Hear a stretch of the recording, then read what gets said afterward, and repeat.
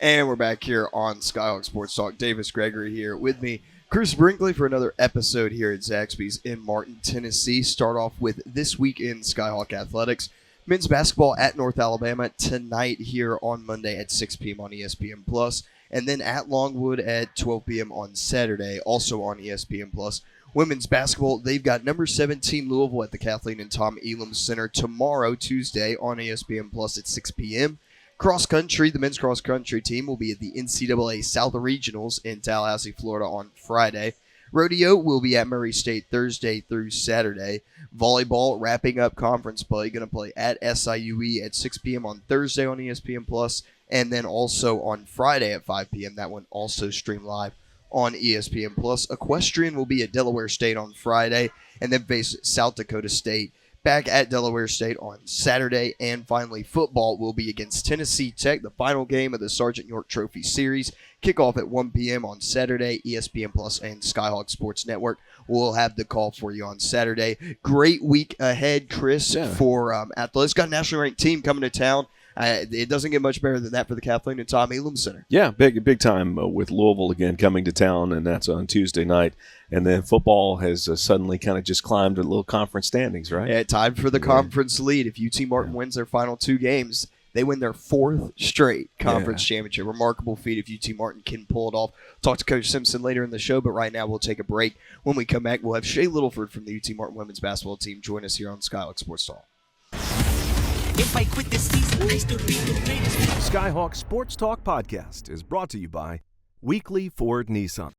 And we're back here on Skyhawk Sports Talk. Our first guest of this episode here in the month of November, Shae Littleford from the UT Martin women's basketball team, redshirt junior from Charleston, Illinois. Shae, thanks so much for joining us today. I'm glad to be here. Thank you. And it's your debut on the podcast. We gave all the spotlight to Kinley and Anaya and Coach McMillan last year. Now you've got to set a bar of your own for them to compete with.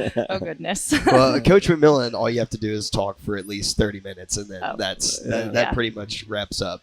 Sounds about right. You clear him by a mile if you're able to do that. No, but so go to Charleston High School, alumni from their fourth year on the basketball team. How's it going this season? Going good. I mean, this is the first year I've been here where it feels like we have a solid amount of returners. We've been young ever since I've been here, so it's kind of a different dynamic, but I really like it. And it felt like at one of your years, the first 2 years, freshman, sophomore year, Paige and Sagan on the team, and those teams were young too.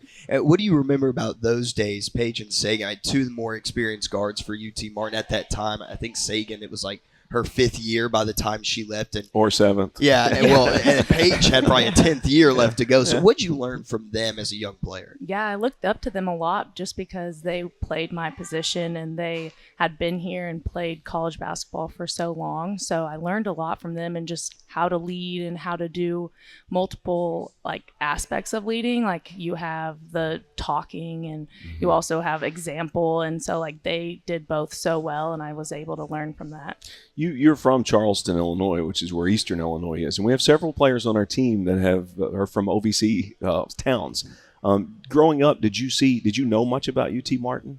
No, I had no idea until Jazz reached out in high school, and I always joked if I was going to go to the OVC, I would just stay at home, but then I came to campus and I was like, this is where I'm going to be. So it's kind of funny how it worked out. Yeah. Did you go to many Eastern Illinois games growing up? Yes, quite a bit actually. Yeah. So that was kind of cool. Grew up around college basketball and then being able to play it. So. But you knew you were familiar with the conference and the conference teams and how everything worked and the level of competition. Yes, yeah. Very cool. I had no idea UT Martin was in the conference. So why UT Martin over Eastern Illinois? Because you could have stayed at home close to your family and everything, but you decided to go 3 hours away, 2.5 away. It's about 4 hours away to Martin, Tennessee. Yeah, I mean, it was Coach McMillan. It was the program. Just when I stepped on campus, I could feel the family dynamic. And I knew leaving UT Martin, I would be a better person. And I think that the way he does things is such a character-based program, and I really appreciated that, and my parents supported that from the very beginning. So, my memories of you that first year was first just asking to make sure the pronunciation of your last name was right, which is very simple, but I just always like to make sure. But in that first game, I knew immediately, like, you were a UT Martin player. Like, you played like Kevin McMillan players and UT Martin players who play well here play. And no, I mean, it's right. You're tough. You have a blue collar mentality. Put on your hard hat, get your lunch pail, and you just go to work every single day. I mean this as a compliment, but not a ton of emotion. I mean, if things are up or down, you look at your facial expressions. We can't tell if you're down 20 or up 20. And I knew immediately you were going to do extremely well. But your toughness that freshman year just impressed us all. Well, thank you. Yeah. I mean, growing up, like, I had 2 older siblings, and they bullied me as a child, so I think that helps. Which seems to be a bad thing, but it toughened you up, right? It really did. And then the sophomore year and even last year, the leadership qualities, as you said, you watched and you learned, and then what happened? I think, like, watching, even like last year sitting out, I learned so much. You think, oh, you're a junior sitting out, like, you've been here, you already know what you need to know. But watching the team last year and watching a new way to lead from the sideline taught me a lot, and I really appreciated having a redshirt year. Yeah, Pigeon Forge Fly is. There's a fly that always it always shows up every showtime. Yeah. But I think, I mean, Chris talking about your freshman year and your sophomore year too. I think even from the beginning, something I noticed was you're a very vocal leader. Even as a freshman, you came in there and still Paige and Sagan were there, yet you were still as vocal as they were. As a leader, have you always been that way, and how has that developed over the past couple of years? Yes, I've always been vocal, but it's developed in when to say things and like how to say it. Like, I have a pretty blunt like tone of voice, but learning how to almost like manipulate it to the situation that I like, how I need to speak. And like, I learned that a lot this past year and coming into this year too. I don't want to put you on the spot with this, but I do consider you a leader. What's your definition of a leader? Ooh, that's a good question. I mean, that's a tough question that can go a lot of different directions. Yeah, I would say someone that you can look up to, and not necessarily being the older person, but being someone that's going to do the right thing in every situation. So. Yeah, and that you kind of ultimately want to be like. Yes. And what happens is good leaders create more leaders. Yeah, and Paige and Sagan definitely did such a great job of that. So. Yeah. Two of the better players UT Martin's had in the past couple of years. I want to talk about this past season. Obviously missed the entire season due to injury.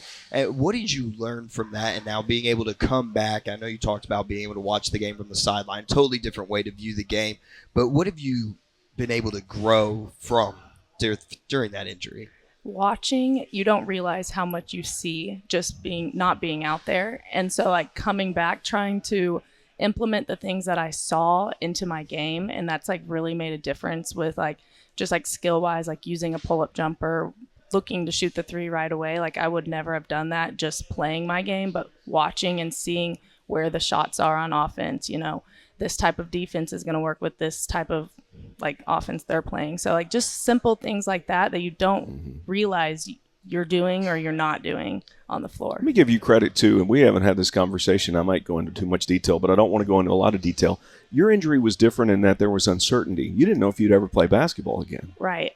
They were concussions, so like I didn't, and it wasn't necessarily the concussions. It was like I was having prolonged headaches after the concussions, and so I went to a specialist, and he thought that the concussions would go away and that I would be able to play again, but we didn't know, and so I was really nervous coming back from January all the way into like October when we started practice. I was nervous. Would there be a headache come back? Yeah. And around March, I had started doing more stuff, and I haven't had any problems. And then it just like got better, and I was afraid it would get worse. So I kind of got lucky. And your doctor was a doctor that works with NBA players, right? Yes. Yeah. And like the University of Memphis. And he was such a great resource. He kind of gave reassurance because I was really unsure if I was going to be able to come back and play. Now, I know your identity is not in one lane. It's not just basketball, but basketball is a big part of it, right? Yeah. And I definitely wasn't ready to hang it up and say goodbye to it. So that would have been a really, really hard goodbye. So. We weren't ready either. No, absolutely not. We weren't at all.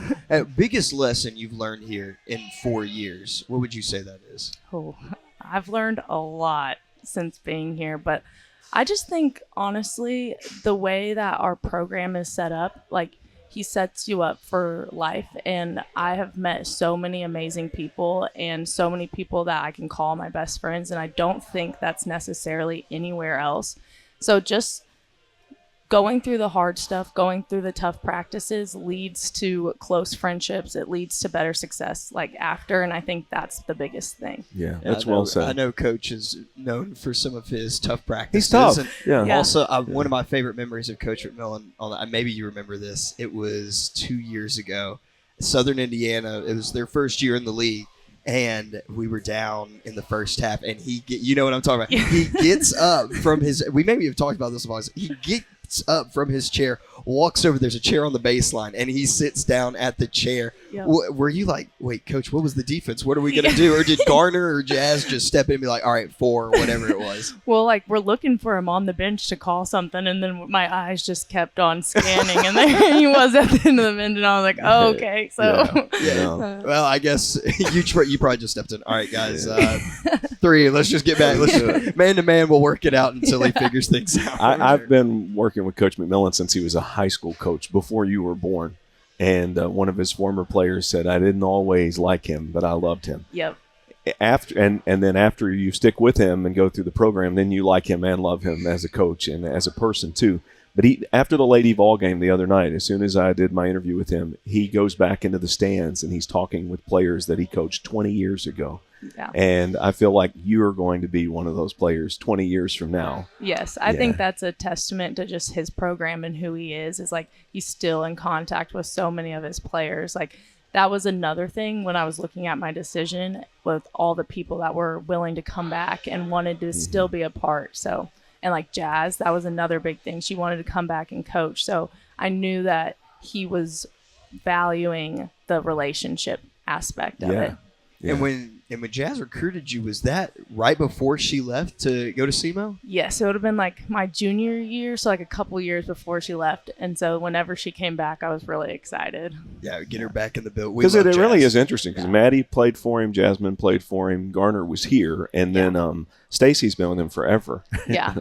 Yeah, I mean, Stacy's probably been on the staff, probably longer than anybody. Jay and I have been alive. Stacy played high school ball for him in the late 1990s. Okay, yeah, definitely. This flies crazy. Yeah, it's getting after you now. Okay, so that's almost 30 years. I've got to bring that up to Stacy. Some fun questions now. Okay. Favorite thing about Coach McMillan? One of your favorite things he does, maybe a favorite saying, or it can just be a nice comment about him if you want to keep it to that. But we're giving you the opportunity. You can say what you want right now.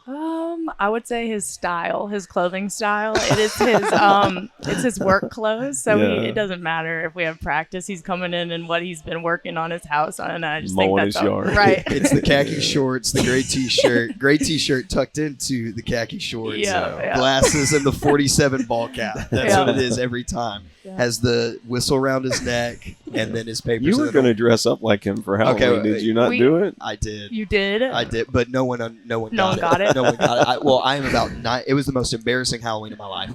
I'm not lying. I saw Caitlin and Kinley. I'm 95% sure I saw Caitlin and Kinley in the cafeteria. I walked by and I'm of course in full attire. Got nothing from them. Then I went down to get something from the coffee. I was making coffee. And I was down in the copy room. Maddie walked in. I was like, "Oh, hey!" And she just, "Hey, how's it going?" Idea. I was like, "Oh man, you've got to be." You should have put McMillan. I am Kevin. I know. I should have had a name tag or something. No, most embarrassing Halloween of my life. Would you have gotten it? I think so. A couple of years ago, we actually did that. We had a Halloween party, and instead of us all dressing up as something else, we were like, "Let's dress up as Coach McMillan." Different versions. Yes, different versions. Were you him whenever he was at Rhodes? Yes, I was like, and he was like, "How did you know?" I was like, "I did my research." Like, have you seen film of him playing at Rhodes? No, I haven't. Okay. Well, we got to find it, and we'll just have a big watch party at some point. You've seen it? No. What you need to do is you need to put it on when y'all have film sessions or whatever. You need to get up and be like, all right, here we go. Just do an impersonation of him throughout the entire film session. That would be great. I think I can say this, and I'm probably the only person who should say this, but I don't think he really paid attention to defense back then. Which is something you should get on. Like he does now. Yeah. Well, Coach, you didn't play defense. I just left off for one possession. The heck are you doing? It matters a lot more now. Yes. It does. It does. Okay, so your parents, I feel like, are at every single game. Yep. We go to St. Charles and they're there. Yep. You go to Knoxville and I saw that they were there. Are they at every single game? Yes, so both of them are retired. Okay. Even before my mom retired last year, she came to as many, but They are both retired, and all they do is travel during basketball season, and they love it.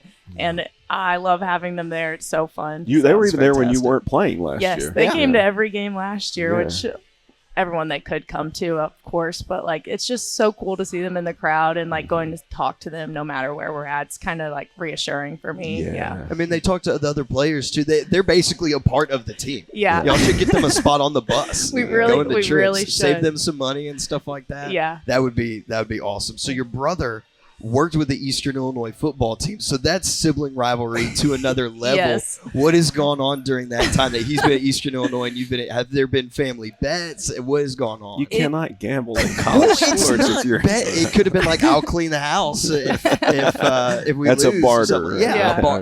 A barter. I love bringing up the OVC championships for football because, I mean, last year EIU was pretty good. And so, like, I would always be like, yeah, well, we've got 3 back-to-backs. I don't know what you wanted me to do about it. So, and then when we played at EIU, my sophomore year would have been his first year there. All of the football team was there. All of his players were there, and they were loud and rowdy. And it was a fun environment, but I ended up getting a concussion, so I had to leave. But like, it was still really fun. Yeah. Gosh, that is awesome. So wrapping up, major in accounting. Plans after college. I know you've got another year left, possibly, or maybe 2. One more. Just after one this. more after this. So still deciding, I guess, on if you want to play another year or not. But plans after college. So I definitely am going to stay for my 5th year. If they'll have me, There I'll we go. definitely be here.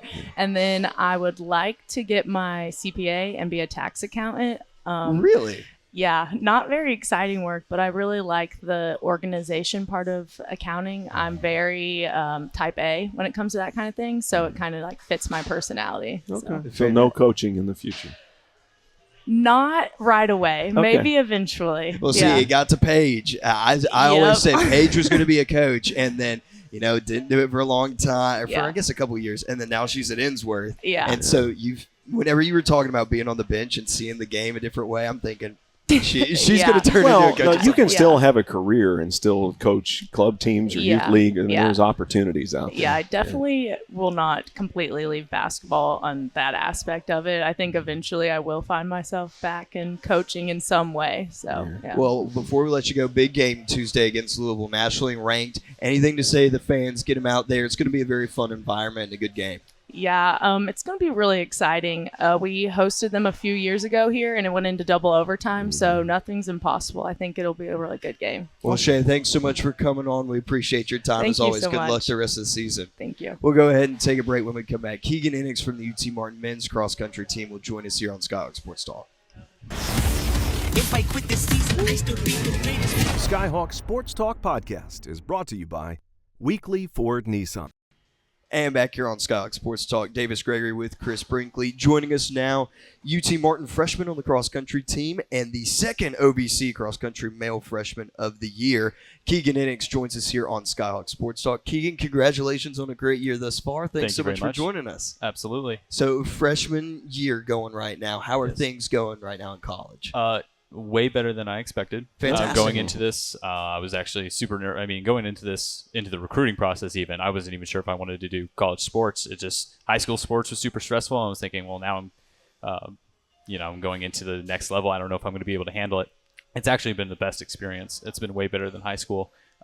Very enjoyable. I don't normally say, how old are you? I'm 19. You have a radio voice. I was about to say, you can broadcast. People tell me that all the You time. have a broadcaster voice. No, You're I broadcasting appreciate it. in your Thank you. family anywhere? No, I do not. Okay. Yeah. Would you want to broadcast? I think I would do pretty good at it. Okay. No, I knew we know people. We can get you set up on Hey, ESPN Plus. Come on out. You can always call Let's me. do it. After Let's the do it. first 10 seconds, I was like, he's I got know. a voice. I heard the voice and thought, okay, There it is. there's broadcaster voice right there. Let's go. I love it, Keagan. It's funny. from, I've gotten that before. You're so. from Blue Springs, Missouri, Yes. right? Tell us about Blue Springs. Blue Springs, yeah, it's right outside of Kansas City, Missouri. Okay. So it's in the South metro. or- it's going to be to the east side, Okay. so along I-70, if that means anything to you. I-70. Blue Springs is it's a typical suburban town. Small it's not small population, but smaller than Kansas City. I like the community, but I'm way glad to be out here in a small town is a way different experience. Yeah, different because Kansas City, you're close to an airport. Yeah. There's noises going on all the time. Here it's quiet. I'm like, okay, so where's the cars? You get from your dorm to Walmart in about 5 minutes. You're like, okay, wait, where's the traffic? No, yeah, that's the biggest thing. No, straight up. That's 100%. That's how it was for me because I came from Knoxville to Martin, right. And so when I got over here, I thought, when I drive from here to Union City, it feels like forever. But whenever I go from my house to work, it's like a 30-minute drive in Knoxville. Yep. This is the shortest drive of my life. But if I go to Union City, I went to another town today. Oh my I'm gosh, tired. yeah. I'm gassed. Davis actually had the greatest line when we went to Western Illinois. I think you said that. You said it's like an 8-hour drive to Fulton. No, it was one of our assistant coaches. It was Reed. Okay. I thought you So said have you ever that. been to Western Illinois? I have Macomb, not. Illinois. I don't think they'll host a meet or anything, but Macomb, Illinois they say it's bigger than Martin, but when you go up there, it is not bigger than Martin at all. Right. It was the home of where the person who made Monopoly is from. Oh, no way. So they have the world's largest Monopoly board. But Right. getting to the point is, it is not a big town No. at all, and the drive there ain't nothing to look at. It No. is pretty much. It is like an 8-hour Welcome drive. to the Midwest. It's an 8-hour That's right. drive to Fulton. Have you been to Fulton yet? Yeah, we passed through there. So it's like Yeah. it's like driving 8 hours all the way from staying on Fulton for 8 hours. Right. It's pretty much. So when nothing. you first visited campus, you were good. You were like, I'd like to be here. Oh yeah, no, that was definitely one of the selling points. It was at first it was kind of like, oh, there's like nothing here, but then there's a piece to it. So once you find that, that was definitely a selling point for me. It's been a great first year for you, Keagan. We're glad to have you here. All Absolutely. OVC second team, along with male freshman of the year. At 10th place finish, a PR in the 8K to wrap up the conference. How did you feel this season has gone for you, and how have you been so locked in here in your first year? Going into my senior year of high school, one of the big things I've dealt with 2 injuries throughout my high school career. One of the big things for me was, especially with cross country, it was like I'm not going to have any time goals for myself. And I came in here with the same attitude. I was like, I'm not going to put any time goals on myself. Coaches over here like, I want you to break like 25 as soon as possible, and I'm over here like, I just want to hit 26. Like, like I just want to take this one step at a time. I thought. Oh, sorry, I blanked. I did too, because your voice is ridiculous. It's so good. It's so good. No, but yeah, I came in here with like no time goals for myself. The first few meets, especially the first 8K, was just kind of like, this is all for experience, trying to figure out how it feels. That first 8K, it was a home course, which was kind of nice. Like no pressure kind of thing. It just went way better than I thought it was going to. And so once I had that confidence boost from Memphis and from our home meet. Going into, I believe, the next one would have been Gans Creek. It was like a whole different shift. And then I'm going home, going to a course that I'm familiar with, and then getting a PR. It just stacked on top of each on itself, and the confidence kept building. So Yeah, Gans Creek. How far is that from Blue Springs? about Where an hour and a half. Okay, Yeah. so I mean, hosted by Missouri, and that's where a ton of great, really the best cross country teams in It the was country go and spectacular. race. I mean, how was it to go up there and you kind of see yourself going up against some of the best runners, best athletes in the country? How was that? It was felt like a movie. It was dramatic. Going back again, basically home. Like even entering back into Missouri was like, oh man, this feels like home. And then going to Columbia, going to places I'm familiar with, to a course that I ran not hundreds of times, but several times. And then going into it, it was kind of like, kind of nerve wracking. Oh, Stanford's going to be there. Oh, we're going to see Mizzou, UT. But then you were on the line. It's just like, we're not going to win this. We have this opportunity to race against people that are in our division, right? Yes, there are these big schools, but let's just go out there and, bring hell. Let's just have fun. So Just have fun. Yeah. Just have a good race at the end of the day. Exactly. You've been in the scoring 5 in every single meet this season. And talk about your journey. I know you said in high school that you really didn't think about college athletics that much, but what changed in that and coming here to UT Martin? Changed. It was probably a confidence thing. I didn't have a lot of confidence in myself going into the senior year. But as soon as, I had a couple of good races, realized, okay, I'm feeling healthy. I'm feeling good. The rest of my senior year went pretty well. Same thing here. I had a few pretty good races, built up that confidence. and now I'm going into track like, let's see what we can do. Yeah. And it's no longer there's no longer a fear factor behind it now. Yeah. It's just confidence. Well, Maybe I talked that's about this misplaced, but we'll find out. I said this the other day with Coach Simpson, and I hate to keep harping on this, but it's phenomenal. But this circular or cycle of your belief and what you think your potential is, and then the action you take, and then the result. And if you keep getting better results, your belief goes higher, your potential goes higher. You take different action, and you get better results. Mm-hmm. And you've climbed that ladder this entire freshman year, and it's exactly what you're describing. Even actually going back to when you were in high school. Yeah, and that's actually it's kind of a philosophy that I hold. I don't know. This is kind of a tangent, but I read Jordan Peterson before. Absolutely. And one of his first rules is something along those lines. He's one of his most popular analogies is with lobsters and serotonin and the serotonin complex, and basically that's all it is. It's like if you take a stance of, hey, I can do this. I can puff up my chest. I can stand strong in front of the adversity that I'm facing. You're going to see good results, and it's exactly it's also the Matthew principle. Because if you don't believe you can do it, you're not going to. Yeah, exactly. Yeah. And then that's the other side. It's like, okay, you faced a defeat, but if you don't stand up from that and you don't face that adversity again, you're just going to lose more and more and more. I don't think I wish I would have known that at 19. So I congratulate you on that, but I encourage you to continue to follow that principle because it certainly helped you a ton. Yeah. No, this sport is definitely one that I think a lot of successful people are going to come out from because you just learn so much so quick if you stick with it. Yeah, and you push yourself. It feels like every single meet. Every single meet I finish, I feel like I'm a whole new person. Yeah, and I expect that. Yeah. Wow. That's interesting. Awesome. But, I mean, it's like every single meet I'm going out there watching you all race and the whole meet and then the cross country championships. I'm like, this is like torture it to is. them. No, exactly. They've got to run and get these times, and then you all get to the finish, and it's just you got nothing. You literally give everything that you have to the course, everything that you have to the sport. Yeah, you're finishing and throwing up and passing out, and you're just like, got to do it next week too. Yeah, gotta wake up at 5 a.m. and then run again. Exactly. But that's part of the joy of it. It's the discipline of it. So it is. It's making things in your life that are important non-negotiable. Exactly. And if you're willing to do that every day and to work hard, you're going to do something special. And if you take that same principle and apply it to other aspects of your life, you're going to see a lot of success. Because the bottom line is there are things in life that happen every single day that we don't want to do. But you need to do those things to live a fulfilled life. Yeah. And you're doing that. I appreciate it. One last meet left before track and field season, the NCAA South Regionals. What are some goals that you have for that meet? I know you said time. You don't really try to look at that too much, but what have you got in your mind here as you go down there and wrap up the year? Have fun, stick with my teammates. I've never run a 10K before, so I don't know what's gonna shake loose. Never been to this course, never been to Florida, so it's all new experience. Really? Yeah. Oh, wow. It's like a 14+ hour drive from Missouri or from Kansas City, so it's just never been. I've been to Alabama, but never to Florida. So it's gonna be a whole new experience. I'm going into it hopefully get sub 32. Not a huge goal for me, like not something I'm focusing on. I'm mostly going there just to see what the regionals looks like, see what kind of teams are there, and see what I can do. Build up some experience for the rest of your career. Exactly. As well. I still got 3 years. So we loved having you on. Absolutely. And look forward to having you on in the future. Good luck the rest of the way. We look forward to adding you to the broadcasting team. We're gonna Absolutely. We're going to get you well versed in soccer and basketball and all these things. I can't wait.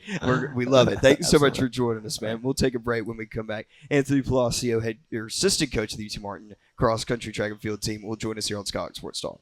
If I quit this season, I still be the greatest. Skyhawk Sports Talk podcast is brought to you by Weekly Ford Nissan. And back here on Skyhawk Sports Talk, Davis Gregory with Chris Brinkley joining us now. Cross-country coach for UT Martin, Anthony Palacios. The Skyhawks set for their final meet of the year. Men's cross-country team headed to the NCAA South Regionals in Tallahassee, Florida. And Coach Tony, it's been a great year so far here for this cross-country team. I want to start off first, though. 10K coming up here, NCAA South Regionals. What's the outlook here on this final meet of the season? I mean, going to the South is always a great experience. Racing all the Division I teams in Tennessee, Florida, Georgia, Alabama, and Mississippi. There's a lot of very good nationally ranked teams in there, and going there and getting the experience and really just racing without pressure. Like, you go out, you race a 10K, you have fun. It's a fun trip, going out How big is the event? How many people are there? There's a limit of 7 athletes per team, so depends on who takes teams. Some of them don't take men's or women's teams, or some of them only take some individuals. So I know there's like 33 women's teams that could There's go. a lot of people there. And that's a lot of people running on Yeah. one Yeah. same course. So that's Yeah. that is, and seeing how you've organized these past couple of meets and everything, I'm like, I can't imagine. 33 teams. That's a lot of people that are going to be racing on one spot. I mean, I feel like it'd get a little crowded during that too. Yeah, well, it's a renowned course. Like, it's hosted nationals a couple of times. Like, they've hosted regionals. There's a lot.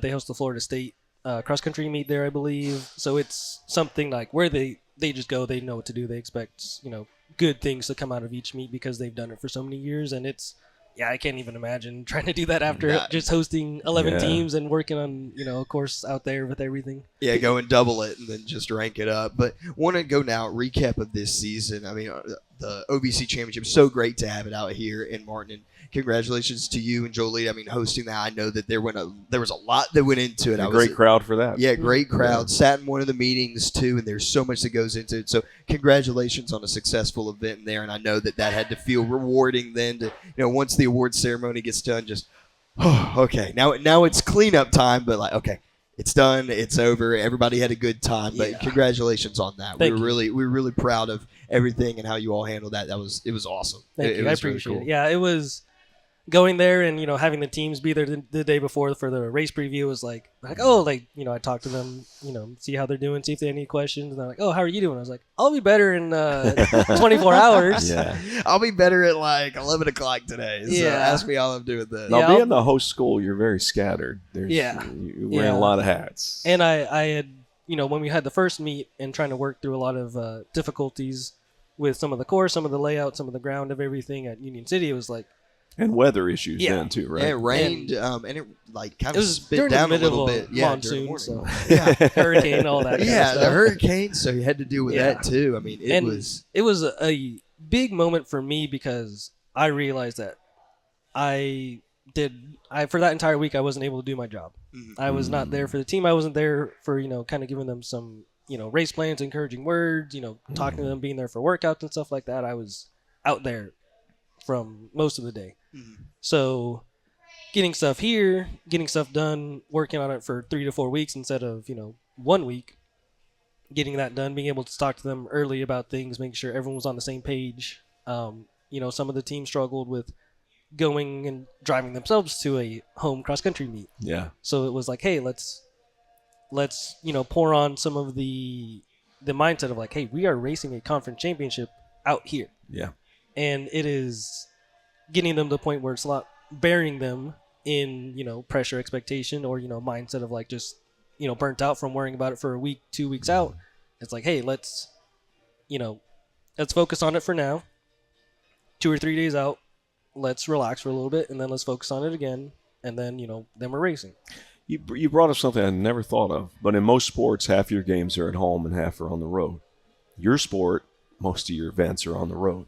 So you do have to prepare differently for being at home because it's something you're not familiar with. Yeah. Which is the opposite almost than every other sport, not golf, but than every other sport. Yeah, so you look at it as like, you guys are waking up in your own bed, not in a hotel because, your pre-race rituals or routines or stuff like that you're doing are based off of travel, based off of like how you and the group being together. Yeah, and traveling within a van, traveling, rooming with different people, having a hotel breakfast, like knowing what you would eat at a hotel, knowing what to pack for food, and it's like, oh, I have to get all that stuff here and make sure I have that on my own and have to take care of myself. And as a coaching staff, we worked on like, hey, if you need something, let us know, we'll get it for you.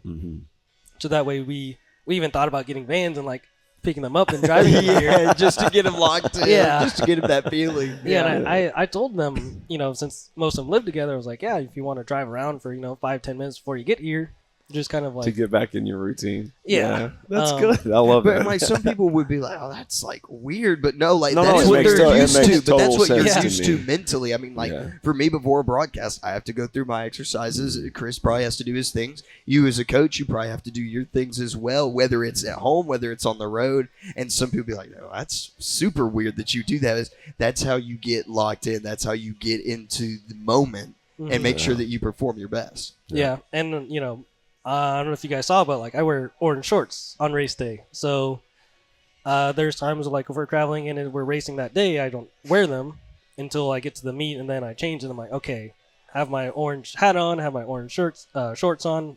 I'm ready to go. This is business time. I always have a bit of a saying is like race day. People call it race day. I call it business day. Like we're there to make sure we're doing something, and my business suit is my shorts. It's the orange shorts. The So- orange shorts. I think it's important to be able to know and establish a certainty with what you want to do, but also 100%. like being able to deviate from that Yeah. is important because things change, routines change, plans change, itineraries change. Like, and if you can handle it, you're going to succeed. If you can't, you may not succeed, but you're going to have to learn eventually of what you can manage and what you can't manage. Yep. Yeah, and so now getting into this season as a whole is, again, one final meet left to go. Hey, how have you seen this season go out for these athletes? I mean, I feel like it's been a pretty successful year for both sides. It has. It's been, I hate losing. I think, any good coach We hates do losing. too. We And, hate losing as broadcasters. Any people in athletics hate losing, but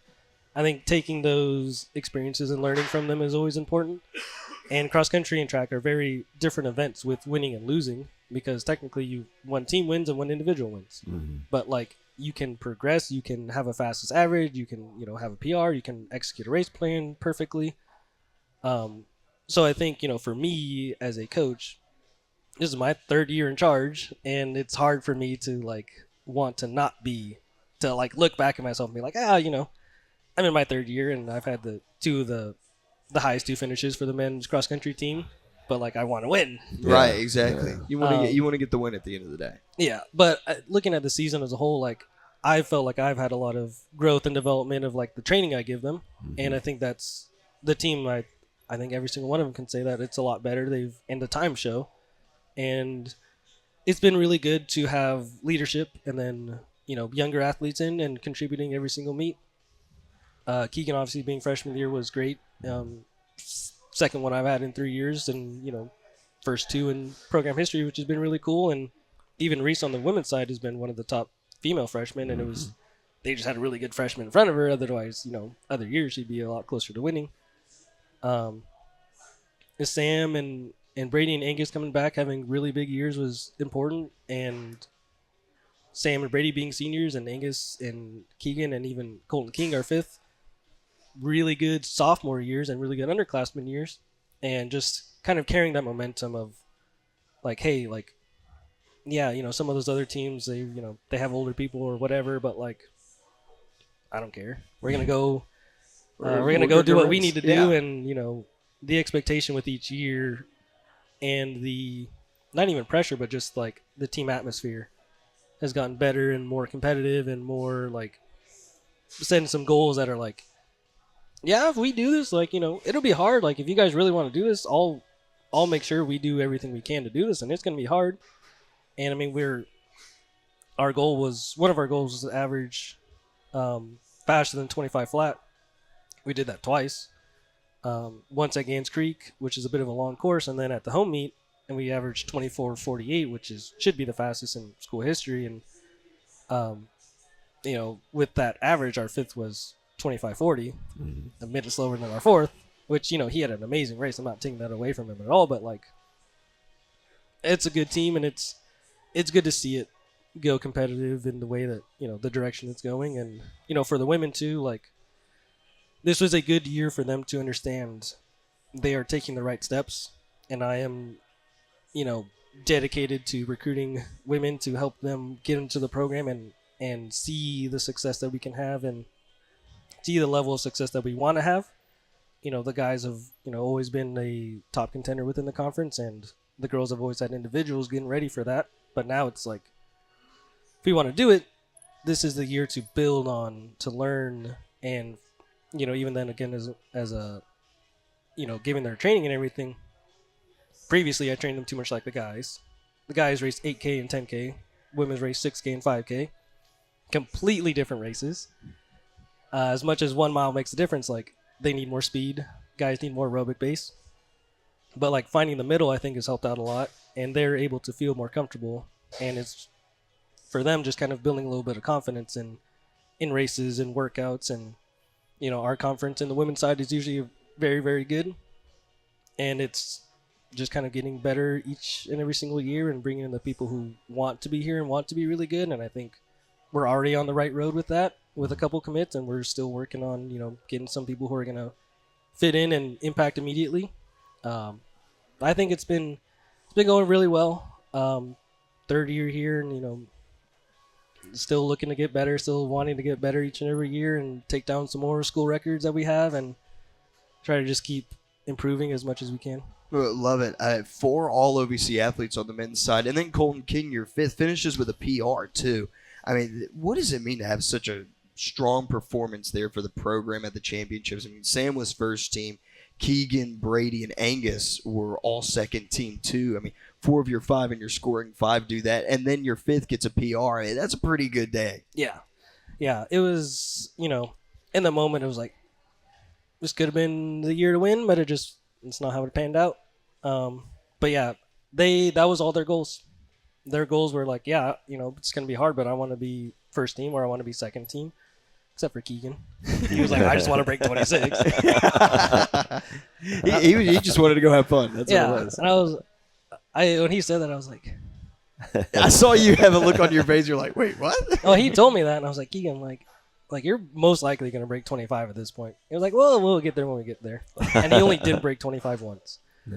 But yeah, I mean, that was all their goals. They went out, they got their goals, and then Colton King, from where he's been, from Huntington just down the road, and last year was a lot of developing, a lot of readjusting with mileage, training.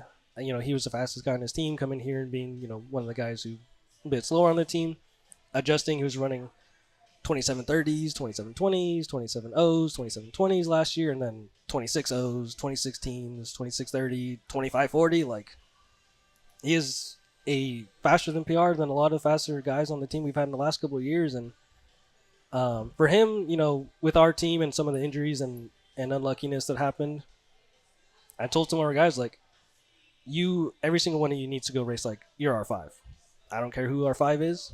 Whoever steps up on that day that's what you guys need to do. You guys all need to be racing each other and everyone out there to be R5.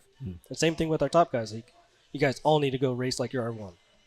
Like, we really want to go be successful, we all have to go try to beat each other and then pull each other with them. And women's team, very talented. Maggie Roy almost gets all conference. I mean, just one place away from getting that. Danielle Mudd, Reese Settle. You talked about Reese. Those are 2 really of the best freshmen, I feel like, in the conference that have raced this season on the women's side too. Yeah.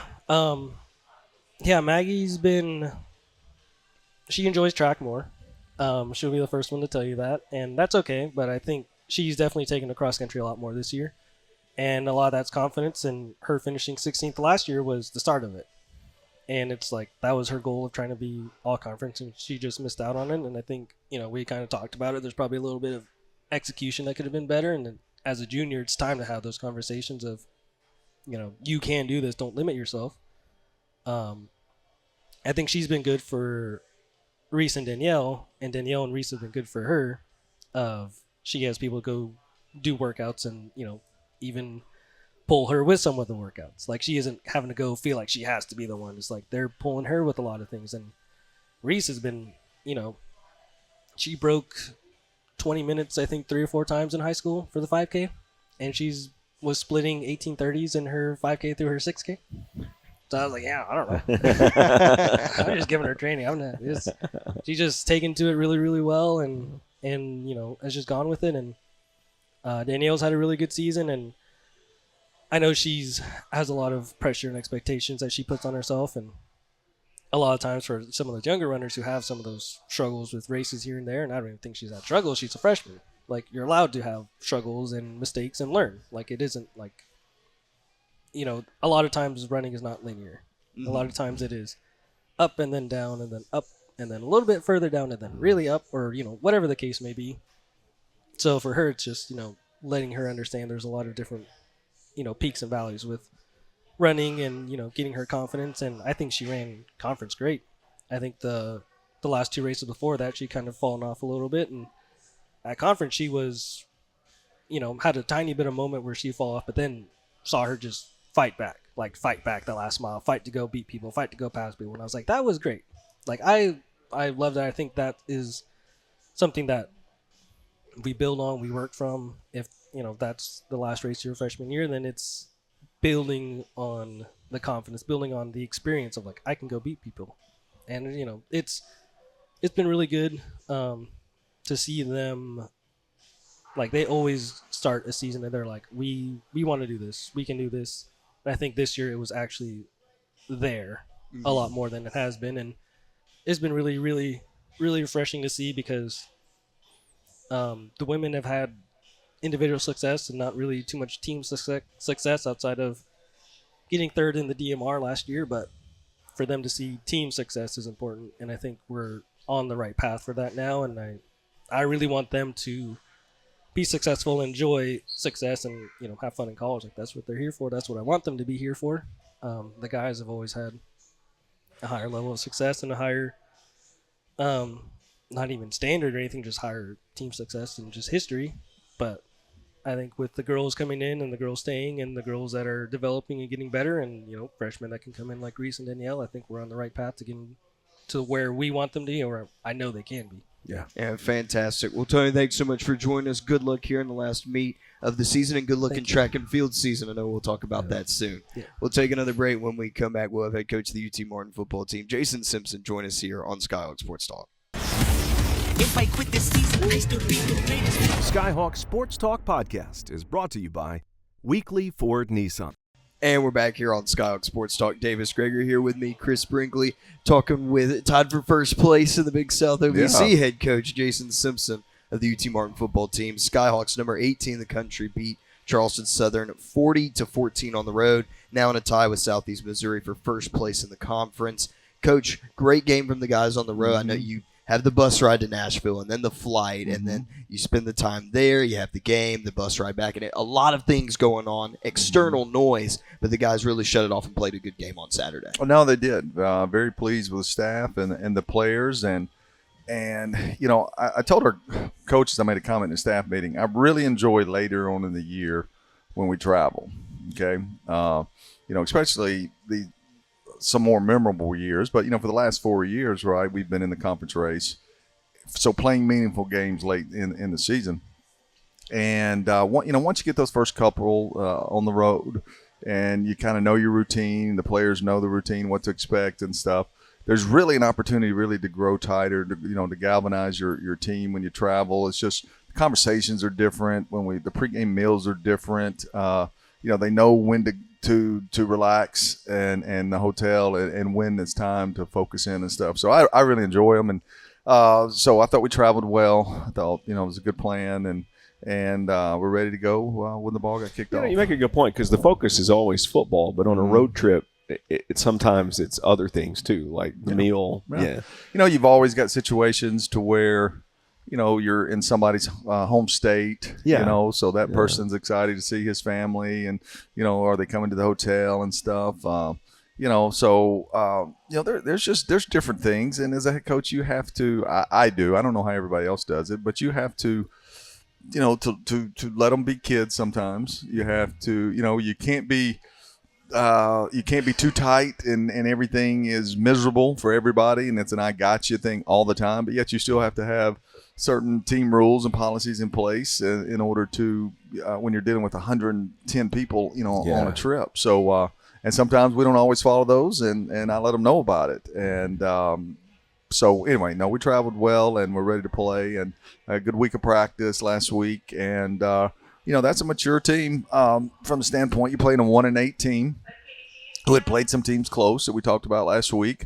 But you know it deep down that if you play well, that you're going to be in good shape and throughout the game. And I thought we played well, and didn't have to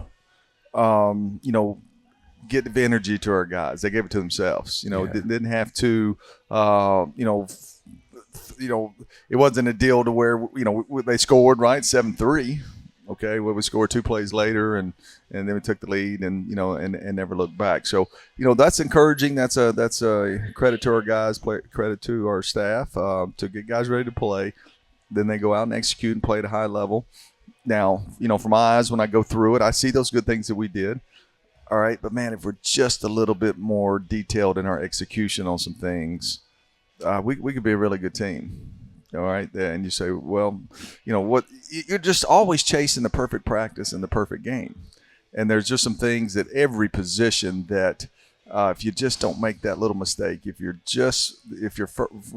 eyes were here, quarterback, your step was here, running back, your step was here, offensive line, man, that's a 10-yard gain instead of a 3-yard gain and stuff. So that's encouraging. That's exciting. Can be frustrating sometimes too, right? Because the better the teams we play, the tighter the margin for error is. But so once again, that's why you're always trying to chase the perfect game. In all your years of coaching, have you ever been close to the perfect game?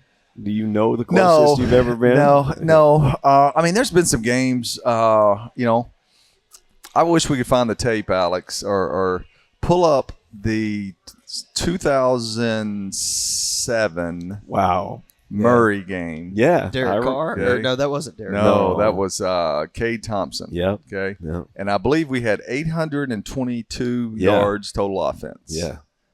Okay. Matt Griffin was the coach at Murray. Yeah. There was a little incentive because he was the coach at UT Martin prior to Coach Simpson. And we were not very good that year. Remember, we were 4-7. Where that game? That game. I believe we had 520 something yards rushing and 300 something yards passing. Yeah. And I mean, it's like we knew what they were doing before they did it, and to be able to run for that many yards. What was it? You're close. 531 and then 291. And I remember listening to head coach at Murray say, we shut their pass game down. We just couldn't stop the run. And I remember thinking, we threw for 291. We didn't throw for 291 this year. Okay. Yeah. But that game, I'm sure it wasn't perfection, but boy, it sure seemed like that was your second year as head coach. Second year at head coach. And you probably, like a young golfer who hits a hole in one, thought to yourself, we're going to do this again someday. Yeah, it was a pretty spectacular showing. Yeah, I do remember that game. Yeah. So Patrick Smith, big accomplishment for him in that offensive line, coach. He rushes for 123 yards in that game on 15 carries. He now has 1,000 yards this season, the 4th straight running back to do that. 9th in history in the program. Yeah. I mean, how big is that for him and in the offensive line? And for you as a coach, I know your whole staff celebrates that major accomplishment. Well, it's kind of the Mendoza line, right? It's an accomplishment, that 1,000-yard mark. Always, it's funny. This year we're playing 12 games, and you say 1,000 yards. Well, that's not even 100 yards a game, okay? But that's kind of the identity of an individual back's, successful year. I had Donald Chapman that had 4 years in a row of at least 1,000 yards. And I think we looked it up one time. At that point, 20 years ago, there had only been like 14 backs in the history of college football that had ever done that. Something's crazy like that for 4 straight years, had 1,000 yards. But here's what's in Cheeks' case. He played at Vanderbilt last year. He had 300 yards rushing at Vanderbilt last year. But he was going into his last year. Different portal guys coming and going and stuff. And so his incentive to get in the portal and transfer was I need an opportunity to go get some carries. I've never had more than 300 yards rushing. He's not that big. Okay. He's put together well. Okay. But he's a shorter in stature back. And we had a graduate assistant on our staff that was a teammate of his at Vanderbilt. And, we had Sam Franklin going out, so there was a lot of carries available. And, so he and I visited, and he said, I just want an opportunity to get carries. Well, you'll get them here. Okay, here's the 3 other backs before you. And, so to see him reach it, and he's hurt too, guys. He's got a hamstring. You see him out there. He's he's struggling the last several weeks. Okay, I mean we have to limit him in practice, and if he gets a couple runs in a row, we try to get him out but his vision, his contact vision is so good, his balance is so good in between the tackles. He can really jump cut and pop his feet there, and and get to the next defender, and he's been fun to watch. But he's very humble, and so that's why you saw on the video. When we recognize him in the locker room, with the game ball of reaching that plateau. I do that not just for him, but that's an offensive line, right? Because you don't get recognized as an offensive lineman for how many great blocks that you had. It doesn't really work like that. So for those guys to, for Vance to have, our center to have 2 consecutive 1,000-yard rushers that he's blocked for. And then you got, Josiah's been here 5 years, so he's been a part of 4 of them. And, that's something to feather in their cap, and it was good to be a part of that and recognize They it. seem very determined. No, that group is fun. Like I talk every week. Kevin Bannon has done a great job with our culture, with our offensive line, the intelligence that they have, their physicality, just very proud of them. Now we do things, Coach Bannon does a nice job of, we don't ask them to do things that they're not great at. Same thing with our quarterback, right? We try to put them in situations with their ability that they can be successful. And, we use their minds, and we use they're not very tall at that center and the guards position. So we use do what they do well, which is a lot of kind of tight zone, runs. And, and we put a lot on them mentally of with this look, we want to do this. With this look, we want to do this. And they're able to do that with their hands on the ground, right? They're in a 3-point stance, and they're having to look. I mean, picture this: get in a stance for 70 plays, okay? Yeah. And you're blocking guys that are better athletes than you. They're going forward in pass rush, and they're able to see that. I mean, the other night, I think Josiah and Vance were telling the quarterback, check this play, and getting some positive runs. I think that's pretty neat. It's very comforting for the quarterback as well. Yeah, Devontae Tanksley, his best game of the year for Tank, 5 receptions, 128 yards, 2 touchdowns, 3 interceptions by the defense. Tevin Shipp a pick 6, Josh Hastings and O'Shea Baker also get interceptions. The defense held their offense to 209 total yards of offense on the day. I know that Charleston Southern not great on the offensive side of the ball, but that is still a remarkable stat to be able to hold them there and halt them. And a lot of, what was it, probably 60 yards or 70 yards were with the 2s and 3s there in the last drive. But no, once again, our staff had a good plan, and the kids executed it well. 2 of those 3 interceptions, of course, we scored on Ships, and that was another good play by him. All right. And Ship's a problem when he intercepts it because he runs so well. Okay. And he gets up the sideline. I mean, he can really flip the field. But what a great interception by Hastings. O'Shea tips it at the goal line, and then Hastings kind of comes out of nowhere and picks it. And then O'Shea's, unbelievable, really good interception, a 50-50 ball. And I don't think anybody on our sideline had any doubt he was going to come down with it. All right. So, that was outstanding. You give up the option touchdown. We Ship and Mike Please, and I think Coach Butch said it was more on Ship. That's chasing again. Once again, Ship played really well, but you're chasing that perfect game, and he's got to get over the top of that and that look, and he did, and he stayed inside the box, and we got blocked on the perimeter, and the back's got some speed and stuff. So no panic, kind of disappointed. They knew exactly what happened when it happened, when it happened, and made the corrections from there, and played well the rest of the game. So I don't know what coaches said this, but I've always heard it said by coaches. Football games sometimes have 3 game-changing plays that happen that really define the football game, and I've got 3 for you. You tell me if I'm right on these or not. All right, this is quiz time. Josh Hastings interception before halftime, 12-point game at that point. They had just gotten the recovery from Kincaid's fumble, and they were driving. So Josh gets the interception there to stop them from scoring. Kincaid to Tank on that 4th down and 12. Went first drive out of halftime, I believe, and you get a touchdown there. And then the last one, Tevin's pick 6 right after that, because then you start to blow the game wide open. Yeah, no, those are the 3 big plays. I actually forgot what order those all came in. To kind of to talk about all of them. No, you're right. We don't do a good job in protection. Kincaid didn't take care of the football in the pocket, and they get a strip sack. And those are part of the perfect game to where there was no need to take a strip sack there. There was no need. He's got to take care of it. He's got to throw the ball away. I mean, we've also got to pick the blitz up. So it was a combination of things. 4th and 12.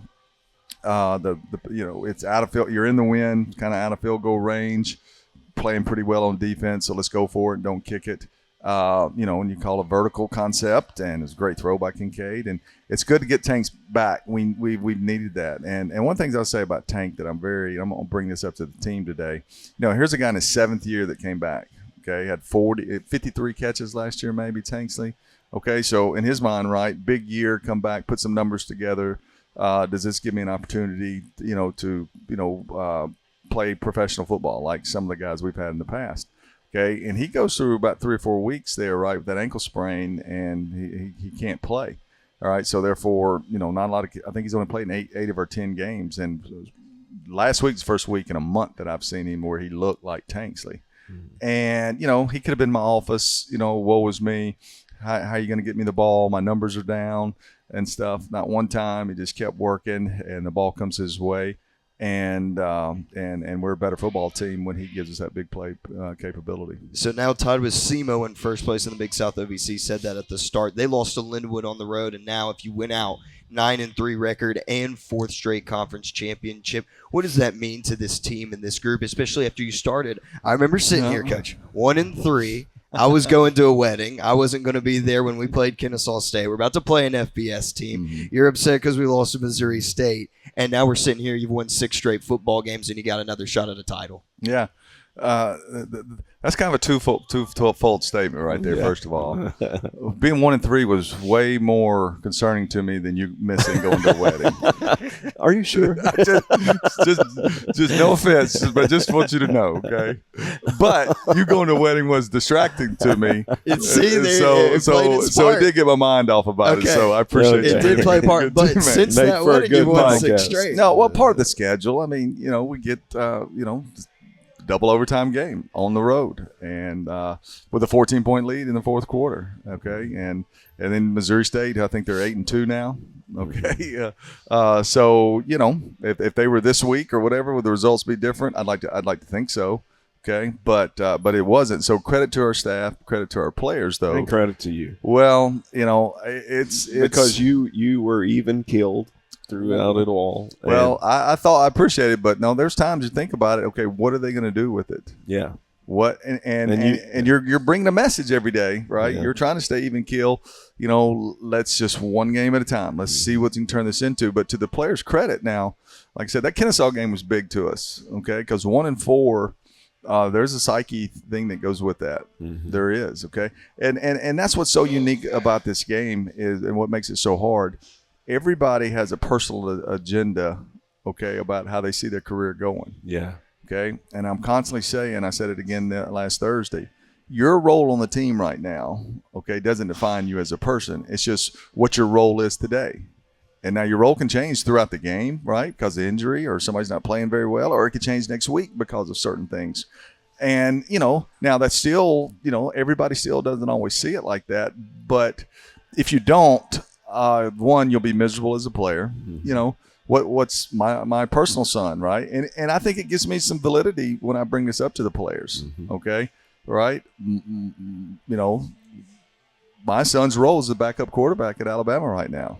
Okay, he got some mop-up duty against LSU the other day. Game's out of hand. Okay, but that's his role right now. It could be different this week. Could be different next week or whatever. Okay, so. The coaches don't want to see him walking around moping every day. His teammates don't want to do that. Okay, don't want to see that. That affects your future. That affects the week. All right. So so I see it as a dad, and when you're dealing with 110 players, right? Those are some messages and some conversations that you have to have, because everybody wants to touch the football. Everybody wants to get sacks. Everybody wants to. And you want them all to be as excited as Tevin Shipp is, with his senior year. Okay, so that's what teams, every coach in America, the coaches, and imagine doing it when you're not playing with conference championships on the line with 2 games left in the year. Okay, and I guess I'm sure it's no different than running any type of business and motivating people and trying to get people to do things that maybe their human nature doesn't, that they don't want to do.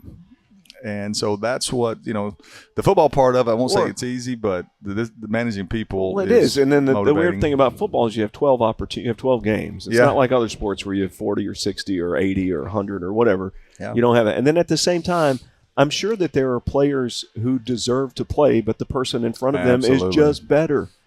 Or has more experience. Yes. And that's life, my friend. And then we've got a couple of receiver situations like that. Mm-hmm. And that's hard, man. That is, and having that conversation with them is difficult, but only way I know I handle it is this, coach, different conversations. I don't understand. I'm better than that guy. And there's times when it comes to running and jumping and catching, I'm not going to sit there and say that you're not. Okay.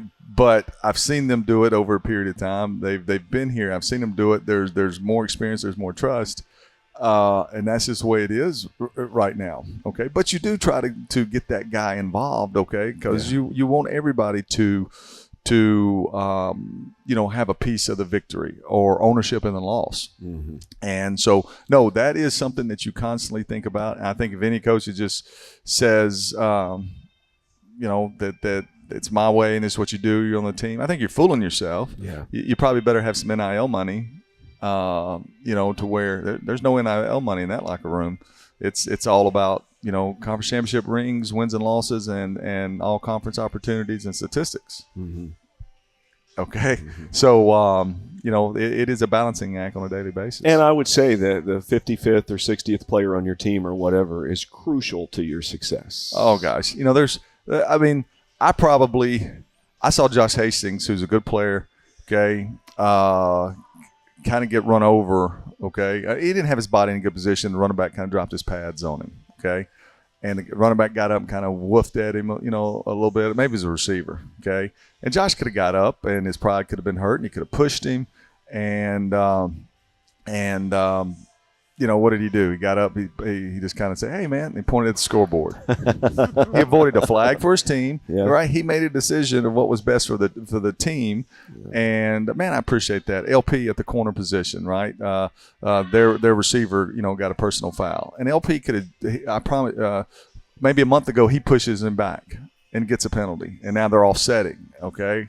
Those are excite me, man, because they've learned to control their emotions. They matured a little bit. Rucker, okay, frustrated because he knows the officials look at him because he is a physical player and he gets some penalties in the perimeter game when he's blocking, okay, and he got one on a mesh concept, right? I don't see it. I just know he got a flag. Okay, so I can just envision that he probably, if you get man coverage on the man coverage and you're in man coverage, right, and you're going over the top, he's coming on the bottom, okay, you can't run into the guy. You've got to kind of give yourself up or it's offensive pass interference. And I asked the official, I said, what did he do? And he said, Coach, he put his shoulder down, and I could just, I'm sure he did. I'm sure he did. Okay. And, so you're over there talking on the sideline, right? And you're like, and he's in the tank, right? Because here it is another penalty. And he had a penalty 2 weeks against Tennessee State, right? And one of them shouldn't have been on him, but it cost him his second one, and he had to sit out the rest of the game. And so he's in the tank, and he says, I don't even know why I'm playing. I don't even want to go out there anymore. They're just going to flag me. Now, it was just something said in the heat of the moment, and my reaction was, okay, good, all right, whatever, and walk back out. Right? I can't talk him down at that point. He's a grown man, okay, but he's having a pity party for himself. All right, and the coolest thing about it is, I go back. I don't know who's going at the X receiver. All right, I'll let it sort itself out. And I look up and Ruck's standing beside me. My bad, Coach. I'm sorry I said that. Hey, I don't need an apology. Are you good? Yes, sir. I'm ready to go. And he goes back in the game and catches a post. Big play down the field. It helped turn the momentum of the game. So, that's probably part of the reason we're in the situation that we're in. Now, we still do some dumb things. Now, don't get me wrong. We're not perfect, but there has been growth. I've seen growth since that SEMO game and Missouri State game. Like Glover Cook. You think he doesn't want 1,000 yards? You think he would like the 15 to 17 carries, okay? But he allows us to run cheeks, knowing that we've got a quality guy that can come in there and get some carries, okay? And we don't have to deviate from our plan. and he doesn't complain about it. And then he comes to practice every day. I probably spend more time with Glover Cook in practice because I appreciate his willingness to help the team. All right. And he transferred in here from FAU, went back and forth between running back, didn't hardly play any last year. Yeah. Okay. So it's things like that, guys, that has got us to this point. Well, and look, we weren't even going to mention this, but today's Veterans Day. Oh, man. And Veterans Day really is a celebration of sacrifice. Yeah. It's not like Memorial Day. It's to our veterans who really sacrificed a lot to protect our country and to give us the rights that we have. But I think in every unit where you're trying to go for a higher common goal, sacrifice is very important. And not that football is more important than what our veterans have done. It's not. But it's similar in a way. I'm glad to hear you say that. My mind was working. I can't wait to get to team meeting today, and I'm gonna use that. I'm gonna use that, right? Because you're always trying to give, different antidotes, right, to help the players grow. And I don't really have any original thoughts. I copy most things, and that's a great explanation. That's a great visual for them to see. Okay, this is where you are right now. You're part of this unit. And, just like you'll be telling your kids as you have your own family unit, and everybody's got to be a part of that. They got to do their, do their role. And sometimes your role's bigger one year compared to the next. So, no, it is hard. It is it's not always about collecting the most talent. Yeah, it's not. And now when you get talent, and then you get those that are willing to sacrifice for one another, now you've got an opportunity for something successful. And some of the successful on the line this weekend, Coach. Sergeant York, I know this is one of your favorite series games of the year. Is battling for the Sergeant York Trophy. Whoever wins this game gets Sarge outright. And I know Sarge has been in the building, I think, since 2021. Sarge is heavy. Yeah, Sarge is a big trophy. Tennessee Tech, they come into the game on Saturday 5-5, but 4-2 in conference play. Got a really impressive win against Samford, Coach, 27-7, 27 points in the second half. And this is a good football team coming in, and they've got something to play for on Saturday. Yeah, absolutely. No, that'll be how we look at it. That'll be my message to the team is that, okay, the math says with 2 games left, there's like 4 teams that can win the league. Okay, it could be a 4-way tie. There's multiple scenarios with 2 games left. Okay, so let's quit wasting our breath on that. All right, what can happen this week? We can win the Sergeant York Trophy. We can keep that trophy in that building. Okay, as a badge of honor. All right, of winning the series here in the state of Tennessee. Okay. So that's number one. Number two, right, that gets you, that you hold serve in the conference, right? That gets you to 6-1 in the conference. That gets you, how many wins in a row? 6 wins in a row? That'd be 7. 7 wins in a row, okay? It makes the last game, that much more important. So that's how we're going to look at it, all right? Because we're wasting, oxygen talking about the other different math equations that come with it. And that's not coach speak at all. I mean, but that's that's what you do at the coffee shop. You talk about the different scenarios. That's what we do right now. But you can't control any of that other stuff. 100%. You can control you. No, 100%. And so now when you flip on the tape of Tennessee Tech, right, got a new coach. All right. I mean, last year we had to go to overtime against a lot of those players that are returning. Zoe made a crazy circus catch, to win that game. All right. We're here at home. I think they're giving up about 24, 25 points a game, which is similar to what Charleston Southern was doing. So they've been really good on defense. They're second in the league right behind us in rush defense. I think they're giving up about 84, 85 yards a game in rush defense. All right. We're +7 in takeaways, turnover margin. They're +4. So we're the 1 and 2 teams in that, getting turnovers. We've gotten 15 interceptions. They've gotten 13 interceptions. Okay. So, statistically, there's a lot of balance there between us and them. They got a running back that's a transfer from Louisville. Okay. That's about 5.5 yards a rush. He's almost 600 yards rushing on the year. So they've got enough players. I know I've said this every week, but I would tell you in the last 7 weeks, they're probably, not only are they the next team we're going to play, but they're better than those other teams that we've played. Yeah, they've won 3 straight games too. Won 3 straight games. So beat Tennessee State. All right, and we know how good Tennessee State was, and hard fought game that we've gone to, and Played SEMO, fairly well. SEMO got them on a couple, throws late in the third quarter and stuff, kind of stretched the lead out. So, no, it'd be a good conference game, and we're fortunate we're home. And again, if you win this game, then it sets up a championship game with Mm-hmm. Lindenwood if you win clinch. But how do you get the guys? Because I know that's in everybody's mind. I've had to catch myself also at the beginning of this week thinking, okay, we got to focus in on this week right now, focusing on the opponent in front of us in Tennessee Tech, and not get ahead of ourselves and think of Lindenwood. How are you approaching this week and getting them set to focus in on just the day they have in front of them? Well, you're right. I mean, and I'll use you as an example today. I mean, I got your text about, your ring size and stuff like that. No, we still got 8 quarters left, man. All right. But yeah, I'm exposed. You exposed it. Okay. But no, 100%. I respect our team enough to know that when I go in there today and I turn the tape on, they'll see, okay, this is real. Okay. It's kind of like Tennessee State. I don't have to have any cliche. Last week I'm talking about Maximus and the Gladiator. And enjoyed it. And you know what? The kids in the game at the end of it were saying, "Do we not entertain you?" Give them thumbs down for no mercy and stuff, and it carried over. Okay, I won't have to say a whole lot this week. They see the tape, they understand what's at stake. And those are fun games. They really are. Well, Coach, we'll let you go. Thanks so much for your time today, and good luck this week. What have you got rest this week? How many games you got to do? I'm trying to. We got basketball Tuesday. Played nationally ranked Louisville on Tuesday. Oh, cool! So that'll be a cool game. Yeah. Football Saturday. Right. I think that's pretty much about How's it. your social life doing? You got any time for dating or anything? No. I don't know, not really. All right. Well, I'll check out of the church if there's any young ladies that we approve of for you and your mom. I'll make sure that she's got the thumbs up. Okay, and you need to go to church and find a young lady. He is going to church, but he's on the back row. Well, come be front row Fred with me. The back pew. Front row Fred. That's what it is. I'll check with Julie. She knows you pretty well. Okay, you check with her. She can text me. And it's got to be sports oriented, right? I know, They got to enjoy ball. And let me think a little bit more. On okay, this. you think on that. You come back to the podcast. I can't wait till next Monday's show. Thanks, Coach. Appreciate you.